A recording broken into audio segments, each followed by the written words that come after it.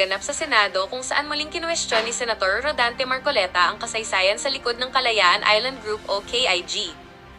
Sa gitna ng pagdinig, hinarap ni Marcoleta ang mga kaanak ni Tomas Cloma, partikular na ang asawa ng apo sa tuhod nito, upang busisiin kung may sapat nga bang historical basis ang claim na si Cloma ang nakadiskubre sa mga nasabing isla. Diretsyong tinanong ni Marcoleta ang testigo kung may hawak ba silang maasahang record o dokumento na magpapatunay sa discovery ni Tomas Cloma. Ayon sa senador, hindi tama o incorrect na ituring si Cloma bilang discoverer ng KIG. Giit niya ang mga ganitong pahayag ay maaaring ituring na historical distortion o maling interpretasyon ng kasaysayan na hindi dapat itinuturo sa mga paaralan o inilalagay sa mga opisyal na record ng bansa. Sa panig naman ng mga kaanak ni Cloma, ipinaliwanag nila na ang pagkilala sa kanilang ninuno ay based sa mga references at kwento ng paninirahan at pag-upupan nito sa Freedom Land noong dekada 50. Ngunit para kay Marcoleta, kailangang linisin ang mga records na nagpapakitang si Cloma ang nakadiskubre at nag-donate ng mga isla sa gobyerno. Ang katuwiran ng senador, ang pagmamay-ari natin sa KIG ay based sa ating effective control at sa international law at hindi dahil sa discovery ng isang pribadong individual. Naging sentro rin ng diskusyon ang pagkakaiba ng discovery sa occupation. Para kay Marcoleta, ang pagpilit na si Cloma ang discoverer ay maaaring magpahina sa ating posisyon sa West Philippine Sea dahil tila ginagawa nating nakabese ang ating soberanya sa claim ng isang tao lang. Sa huli, nanatili ang hamon ni Marcoleta na itama ang naratibo ng ating kasaysayan para sa proteksyon ng ating teritoryo. Ano ang pananaw ninyo sa ginawang pagbusisi ni Senator Marcoleta? Dapat nga bang burahin sa kasaysayan ang pangalan ni Tomas Cloma bilang discoverer ng kalayaan? I-comment ang inyong mga saloobin at huwag kalimutang mag-subscribe para sa mga pinakabagong ulat dito sa Tinig ng Bayan. I'm sorry. Yeah, Honorable Mr. Chairman, Lacson. not to the gentleman seated in front, but Colonel Jacqueline Cloma. Yes, Brigadier General. You're now excused. Ma'am, please take the seat. Morning, ma'am. I guess Corpus is your maiden name. So is your husband a direct descendant of Tomas Cloma? My husband, sir, happens to be a great grandson. Great of- grandson. Yes, sir, but that his mother's mother is cousin of Thomas Cloma, sir. Yeah. Please extend my regards, and we'd like to thank him for discovering and occupying Yes, and sir. owning and donating to the Philippine government the Kalayaan Island Group. Yes, sir. That's all, Mr. Chairman. Thank you, sir. Mr. Chair, Thank you, Honorable Marcoleta. anong pangalan niya? Jackie. Colonel. Colonel? Colonel Cloma.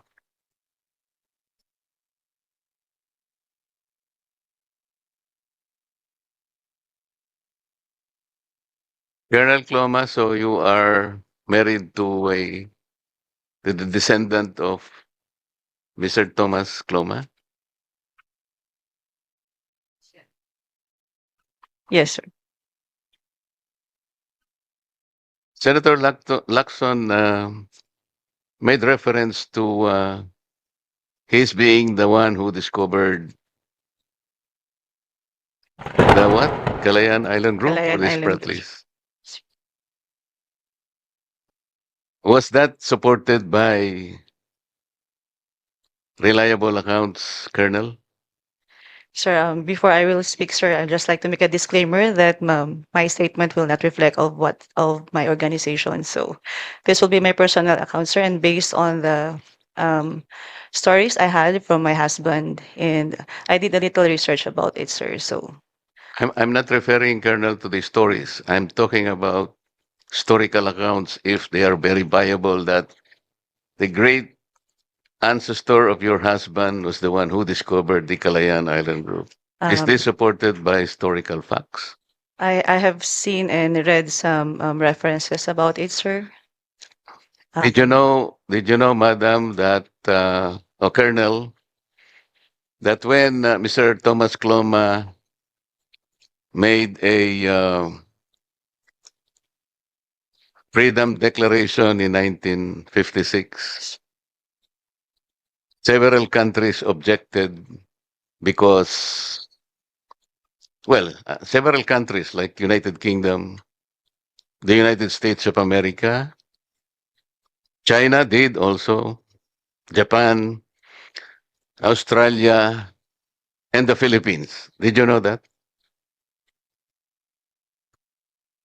Based on my reading, sir, I only read countries like Vietnam, China, and France.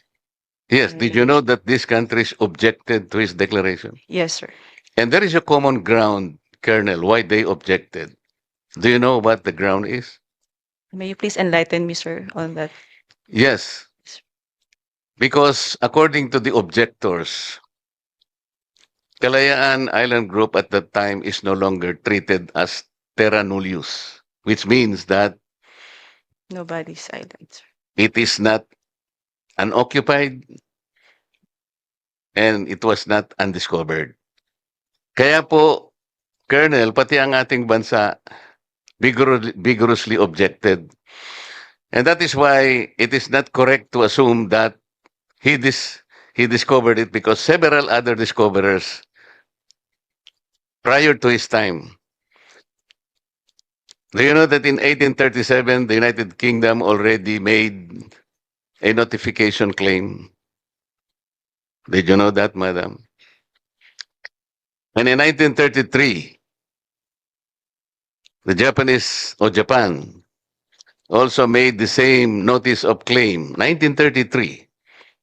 Prior to the declaration of Mr. Thomas Kloma in 1956, Japan already made a notice of claim.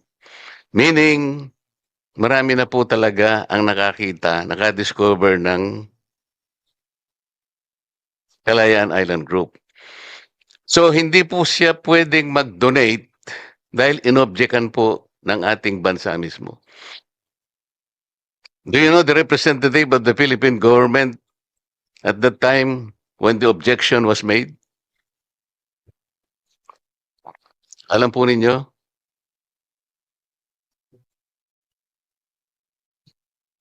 He was then the Secretary of Foreign Affairs, who became President of this country.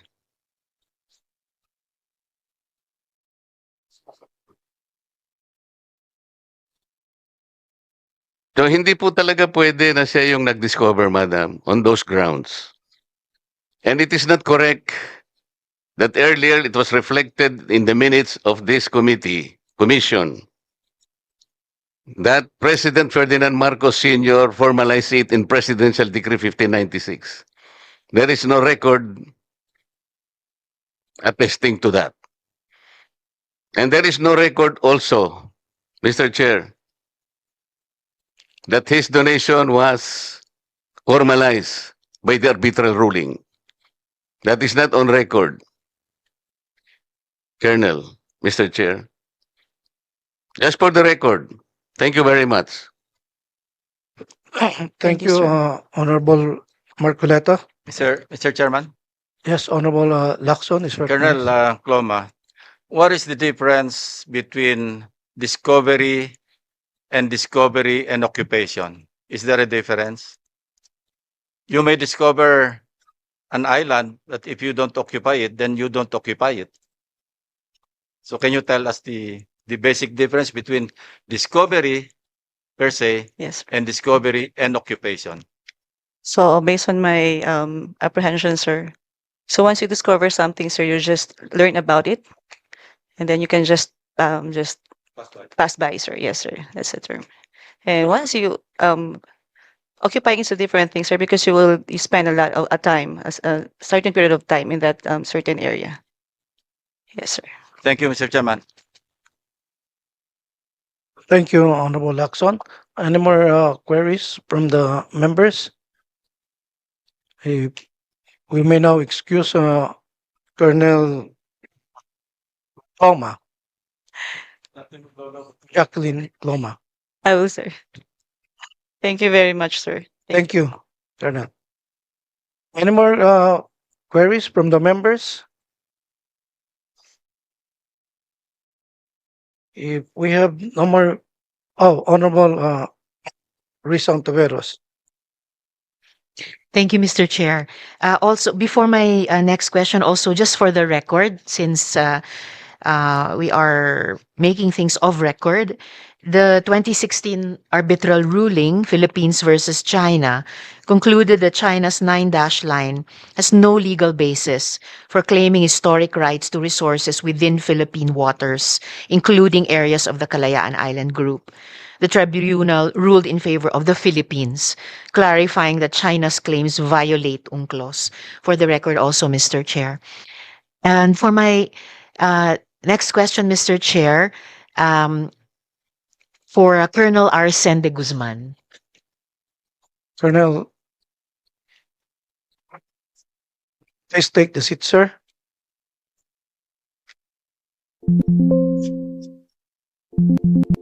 Magandang umaga po, Colonel.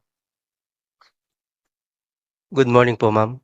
Sir, parehong tanong lang tulad nung kina Generals Manalo at Gigantone. Gusto niyo po bang kunin ang pagkakataong ito, linawin sa komite yung unaccounted for increase sa SAL and worth 3,264,070, sir? Yes, ma'am. Good morning po muli, ma'am. Nag-increase po yan before, ma'am, dahil sa business na naitayo namin, ma'am. Pero itong huli, ma'am, ang pagkakakuan ko, ma'am, is medyo umabayan dahil doon sa loan, ma'am, na kinuan po namin.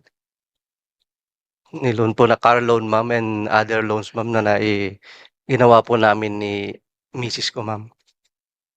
Salamat po, Colonel. So, pakisiguruhin na lang na kompleto yung ganong impormasyon tungkol sa inyong SALN, yung business, and the fact na may loans pa pala kayo. So, baka bumaba yung actual na amount dun po sa SALN ninyo. Muli, para lang malinaw at hindi na po kailangan itanong sa mga susunod na confirmation hearing, sir.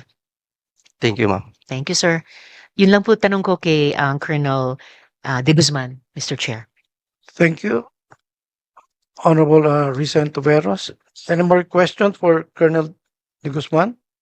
Mr. Chair, I have no question to the Colonel. I just want to make a record that the arbitral tribunal ruled really on the 9-dash line of China that the 9-dash line was invalidated because it was not based on historic rights of China. That was correct. But the second premise of Senator Ontiveros is inaccurate because the arbitral tribunal did not rule on the Kalayaan Island Group because the Philippine government in its Philippine memorial did not ask the tribunal to make judgment on that. Because the Kalayaan Island Group is a territory and the arbitral tribunal has no jurisdiction to pass upon on that. That is the record, Mr. Chair. Thank you. At dyan nagtatapos ang usapan natin ngayon. Kung may gusto kang idagdag o reaksyon, i-comment mo lang sa baba. Boses mo'y mahalaga. Huwag kalimutang i-like, share, at subscribe para sama-sama nating palakasin ang tinig ng bayan. Hanggang sa susunod, tandaan, ang may alam, may laban! Awesome!